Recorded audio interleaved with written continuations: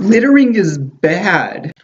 In a libertarian society without a government to create laws such as not littering, how would you handle people throwing their trash everywhere? We need the government to prevent littering, or else we'd be drowning in our own trash. Okay, all right, we're going to take on, as Walter Block says, we're going to defend the undefendable, and we're going to defend littering. Yeah, you see this? Liberty. Yes, that's right, I said it. We are going to defend littering, okay? Because most of us assume that if we did not have government policy to combat littering, that it would become rampant and uncontrollable. I'm looking over here because I got my computer set up over here with my notes. Yes, I have notes. I have an article on littering. You can look at it in the description. It's based on Walter Block's chapter in Defending the Undefendable. I take a few more specific cases. But without the management of government and anti-littering laws, we are supposed to believe that we have all this trash and pollution, that the government needs to protect us from ourselves because we're just all litterers. And there could be no way that we could solve littering without the force of government. That thank God for government, or else we just, I don't know what I'd do with my trash if it wasn't for the government. One of the frustrations of being a libertarian, and there are a few, I mean, not to complain, but libertarians are complainers, because that's, we complain about government, so we complain about everything. It's the lack of intellectual curiosity and a little bit of intellectual creativity. I mean, come on. Are we really going to believe the commercial of the Indian who's walking and he's sad and he's crying because of littering? And oh, come on. He wasn't even a Native American. He was an Italian in that commercial. Now, I'll put it in here somewhere or a link to it. You know the one I'm talking about if you've seen it. Okay, but let's do a reality check for a second. The worst polluters are those countries which have the most government control. Soviet Union, terrible government control, terrible littering, terrible pollution. And not to mention, there's been a change in American law in the 20s that if you polluted, if you littered, if a company or an individual did that against someone, you would be held responsible for hurting an individual or multiple individuals. But then we had a socialized change in our law thinking that the collective was more important than the individual. And so, therefore, if the government decided to litter, or a company decided to litter, it was for the greater good. And there we go. And then libertarianism and capitalism gets blamed for littering, even though pollution and littering come from government policy. Countries with most government control have the worst pollution because they have a collectivist mentality. Those entities can violate private property rights based on a majority vote or the general good or the general will or the will of the people. Okay, so that's the idea now, is that the government can violate rights if it's based on majority vote or the general good. Okay, so that's why one reason why littering and pollution is so bad. And that's, by the way, one of the reasons why the ocean is filled with trash in so many places. But what is litter? What does litter mean? Well, it just means throwing trash on the ground. No, it doesn't, because you throw trash on the ground in your own private property all the time, and it's not a big deal. That's not littering. You don't get a ticket for doing that. Littering is against a law. It's leaving trash not on your property. It's not even leaving trash on someone else's property, though maybe that's what littering should mean, because if you leave trash on someone else's property, the government's role should be to protect that individual and make sure that that individual cannot do that and violate your rights unless you work out some sort of voluntary solution and allow that, like a dump would. They allow trash to be dumped on their private property. Or is it government owned? Who cares? So, first of all, desire to dispose of trash. You're not a bad person for having trash to throw away. That's what the elites want us to think. That these anointed individuals don't have trash. Society, we just have too much trash. And we should have less trash. Therefore, if society didn't have garbage, and the government wasn't there to oversee and manage that garbage, who knows where we would be? Well, we'd be a lot better off, and I'm going to explain why.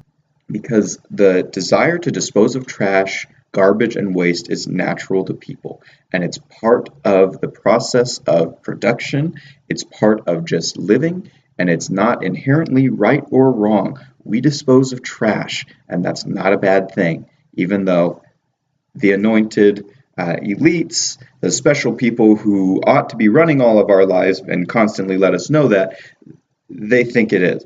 Walter Block, he writes in Defending the Undefendable, the creation of garbage is a concomitant of the process of producing and consuming. We produce things that people want to consume. We consume things that people have produced, and therefore trash is just the byproduct of that. Great, who likes trash? That's the point. But that's not a bad thing. Okay, trash is morally, ethically neutral. Okay, it's how we handle it.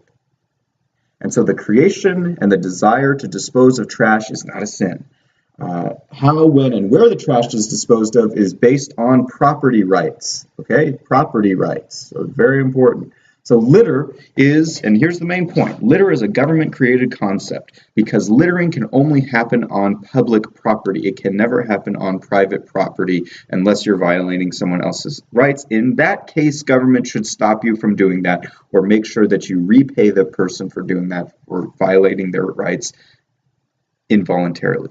Okay, so littering is a government-created concept. Walter Block, again, litter can only take place in the public domain, never in the private domain. Think about it. When I throw trash on the floor of my garage, I'm not littering. I may want the trash there on the floor of my garage. Well, who wants trash on the floor of their garage? Lots of people. Lots of people do. I'm going to go through all kinds of examples, and what I'm going to get to that Block points out is, what do they call them? Carpenters. Yeah, they have sawdust all over the floor of their shop. They're not littering. They're using their private property according to the way that they want to do it as they produce things that other people will consume. And therefore, it doesn't pay for them to be cleaning up and keep a sterile environment. It pays for them to litter, even though it's not illegal what they're doing. It's not wrong what they're doing. And so littering only happens on public land. And so the solution, short and simple, privatize everything. Collective land is land that everybody supposedly owns and therefore no one owns. That's where littering happens. Other places, people, according to what they want to do with their property, unless someone is violating their rights, clean up to the extent that it pays for them to clean up. Dumping trash on another's property, it can be a violation of private property rights, or not a violation if you have the consent and permission of the owner, or maybe you work out some sort of contract and you pay the owner to dump trash on their property. That's called a dump. Okay, so there could be a solution without government. Okay, so without consent, there's a violation, but if the owner decides to make money by allowing someone to dispose of waste on his or her property, then no violation. So how does one? So neither of those are litter, by the way. Such transactions take place in the private domain, and they don't happen efficiently in the public domain.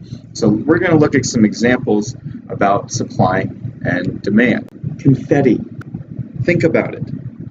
Think about how strange the concept of littering is, that it's bad to litter. It's always bad to litter. You shouldn't litter.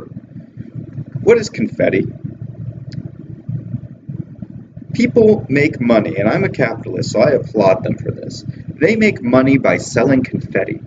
And confetti, as far as I know, has only one use. You throw it in the air to have fun making a mess. You have fun littering. And people pay to buy confetti. You should look up the history of confetti. There is a market demand. People actually buy this stuff in order to make a mess on their own property. Or if they make a mess on someone else's property, people give them permission or they pay to clean it up. Okay? They have fun throwing trash in the air.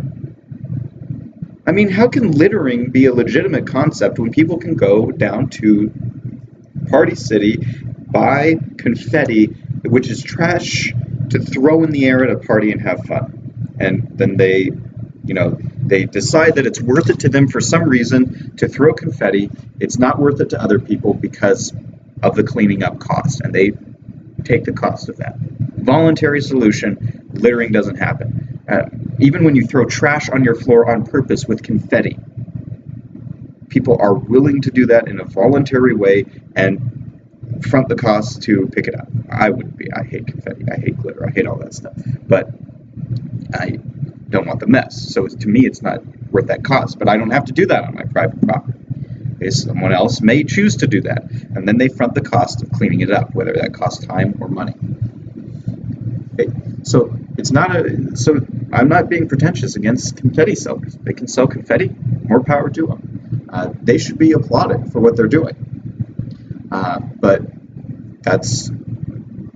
confetti shows the concept of littering, and needing the government to protect us from littering is meaningless, because if you can buy trash to throw on your floor and have fun doing it, and then you worry about cleaning it up on your own private property, or you don't clean it up. I mean, it's up to you. If people can do that, then why is littering a big deal? Okay, think about another one. Okay, going to the ballpark, baseball stadiums. Baseball, other sports stadiums, movie theaters. The floor is not one that you want to be crawling around on. It is sticky. It is gross. It's covered in beer and popcorn and all sorts of other things. Customers are politely asked, but not pushed too hard, to pick up their garbage. But if you leave a baseball game, you leave a movie theater, you leave all those things, afterward, I got to tell you, not all these people are picking up their garbage. Oh my gosh, they're littering. Why doesn't the government do something about the people littering in baseball stadiums? There's a severe litter problem down the line of third base, and I don't know how to get all the beer and the popcorn up without the government. Come on. Why do people go there? They enjoy watching the game, and they pay for the right to litter. They do. And you do too. We're going to get to more examples. You pay for the right to litter. Now, I throw away my trash. Okay, well, you're supplying the trash can that somebody there has to take out. You are littering. Okay? You are littering on someone else's property. The difference is, after a baseball game, after a basketball game, after a movie, after a football game, there are people there who are paid to clean up. Why? Because it is worth it for those stadiums. They make more money paying someone to clean up than by making a law or trying to have some rule that pushes people really hard never to litter while watching baseball. And so they gently encourage them to throw away trash. If they don't, okay, the people may not be very polite, but they make more money by privatizing it, cleaning it up themselves. The baseball stadiums don't require the government to come in and clean it up for them. And so why wouldn't we assume that it's possible for that to happen in other cases? Okay? Let's look at carpenters. Why doesn't the government fine carpenters for littering on their own property? Well, because it's their own property. Well, okay, then why doesn't the government pay to clean up a carpenter's garage all the time and to keep it as sterile as a hospital? Why does the carpenter himself not clean up his shop every 5 minutes? Think about it. That shop gets pretty dirty after you have a lot of wood shavings and sawdust and things all over the floor, and maybe throws tools or on the floor or whatever. And they don't clean up every 5 minutes. Why not? There's a mess that's being made. And according to this logic we'd all be drowning in our own trash if it were not for the government to come save us from that. Why is the government not intervening here? One, because it's private property, and two, it would be dumb. It pays the carpenter more to have a dirty shop. It pays the carpenter more to have a dirty shop. Because a dirty shop means that work's getting done and he's not wasting his precious time cleaning up. Doesn't have to waste his precious time cleaning up. Sawdust on the floor, not a big deal to him. He's not violating anyone's rights. It's his private property. If the shop owner was paid employees to clean up all the time, like movie theaters or baseball stadiums do, he'd be losing money. So, sweeps every once in a while, gets that stuff out of there, maybe cleans up at the end of the day. But in general, carpenter shops don't have to be that clean. Other end of the spectrum, hospitals. Hospitals pays for them to be very clean. Pays for them to pay a staff to clean things so that they are sterile. Because if you hear about, or you go to a hospital that you just don't get the feeling that it's very sterile in there, and that you're not going to get clean medical care, you're not going to go to that hospital. You're not going to send other people to that hospital. And so the benefits for a hospital, maintaining a cleanliness, maintaining a sanitary and sterile environment, that pays off for a hospital. So they pay for it to be very clean. They have to, according to market forces, not according to the government, they have to prioritize cleanliness. Now, someone probably is going to come in the comments and be like, well, there are laws about, doctors have to wear gloves or something like that. Okay, you got me. But I have a feeling that good hospitals and good doctors know to wash their hands, wear gloves, and follow sterile procedures anyway without the government telling them to. Okay? And so talking about littering, yeah, they're going to clean up littering in a hospital, and they're going to do it voluntarily without government. Now here's one where we all litter. You go to a restaurant and you pay for the right to litter. You do. You pay for the right to litter, consume, litter, and not clean up. That's part of what you're paying for at the restaurant. You're paying for someone else to clean up your mess. You're paying to eat, you're paying for the food that you consume, but you're paying for someone else to clean up your mess. So when I leave plates at a table in a restaurant, how come there's not someone chasing after me with a ticket? Oh my gosh, you're littering! Because I paid for it. Now other places, McDonald's, they appreciate that you take away your tray and that you throw that stuff away when you're through, but there's no law forcing me to, so if I leave it there, I'm impolite, but they're not going to arrest me. And they're not actually going, unless I do that a lot and it really annoys them, they're not actually going to stop me from coming back because they pay for someone to do that. And so I've paid for it. I haven't violated rights, I may have been impolite. I paid for the right to litter. Voluntarily. I didn't have to force them. They didn't have to force me. I didn't violate anybody's rights. They didn't violate my rights by littering. So littering is not always violating rights. It's not littering. I leave sweet and low packets on the table, use napkins, dirty plates. I don't go in and wash my own dishes at a restaurant, and neither do you, unless you haven't paid or something like that. And don't have enough for the bill. So I'm paying to litter there. There's no government program that says, oh my gosh, these private restaurants, they really have a litter problem. If the government were to step in, we could really clean these places up. And now someone will say, well, they rate the restaurants with health and safety codes. Okay, same thing. As I said earlier about the hospital. Disneyland. Zippity-doo-dah, I'm throwing trash. If you need the government to stop people from littering, and private voluntary solutions could not work, then Disneyland should be the dirtiest place on earth, should be covered in garbage, should be covered in litter, should be covered in trash. I mean, you should have to walk through 18 inches of garbage if that were the case. But that's not how Disneyland is known. They're known as being actually very clean, having a clean and inviting environment. Why? Because it pays for them to be clean. Walt Disney himself planned out where the trash cans would be in his park. He ate a hot dog and walked around and figured out how many steps he would take as he was casually eating his hot dog before he had to have trash thrown away.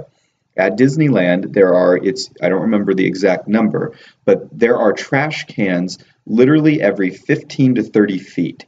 Your trash dropped on the ground will not stay there for more than 30 seconds because someone will come and clean it up. There are people being paid there to constantly clean. Their lives, now I can't speak to all aspects of their lives are getting better. They're being paid and compensated for their services, and they're taking care of a process that makes other people's lives better, makes Disney's lives better, makes people who are going there better, and they do this all without government. When say, you're littering, you drop popcorn on the ground. They don't do that. They'd rather have people feel free to have a good time, to litter if it's not an excess, which, if you do something crazy, you'd be thrown out of the park. You'd be thrown off their property. Spill popcorn, somebody's going to come by and clean it up. Disney would rather pay for that than pay to stop people from littering. And so they allow people to litter there. And it's very clean without the government. Imagine that. How is that even possible? But according to the supply and demand of what people want on private land, they figure out a way to clean it up to the extent that they want, or to the extent that it will benefit them or not benefit them. If they're a business and they don't clean up to the extent that their customers desire from them, then they will lose in profits. And that will have a signal sent to them that says you are losing in profits, change what you're doing, or risk losing more profits and go out of business. Government does not have a profit and loss system, so it can't be told whether it's doing something right or doing something wrong. So what's the solution to litter? So it happens because of a demand for littering without a supply. And so government is the only institution, the only entity that I know of that handles problems this way. Everything else in a free market economy, when there's a demand, people try to figure out a supply to meet the demand. Government, when there's a demand, it makes that demand to do anything illegal. Littering. There's a demand to litter. Hey, people seem to be throwing a lot of trash here. Why is that? Is there something missing here? Why is it here that they're throwing all this trash? Why is there a demand there? And instead of trying to figure that out and figure out some sort of supply to figure out how that would go and how to prevent that or make that better through a peaceful or voluntary way, they make it illegal and ticket people for littering if they catch them. The result is actually that there's just a bunch of trash on public areas, and they have to pay, just like private companies do, they have to pay someone to clean it up, but unlike private companies, it comes out of the taxpayer's pocket. So you end up paying for someone else's litter to be cleaned up anyway through the government, and you can't say no. Government does not respond effectively to supply and demand, and that's not because they're terrible people. Some of them are, just like anybody else, but that's not because they're terrible people. It's just because government doesn't get signals of profit and loss, because it has no signals of profit and loss. All revenue that it gets is taken by force, and it doesn't respond to demand. It tries to figure it out on its own way without knowing what people actually want. All of the same rules of supply and demand apply to government. These laws do not disappear for one institution, and so when they get signals of littering, here's the solution: privatize it. Privatize it. You'd have less littering going on, where people have an incentive to create alternatives for where people can get rid of their trash in a easy, voluntary sort of way, and those who provide those can do it voluntarily and be compensated for that.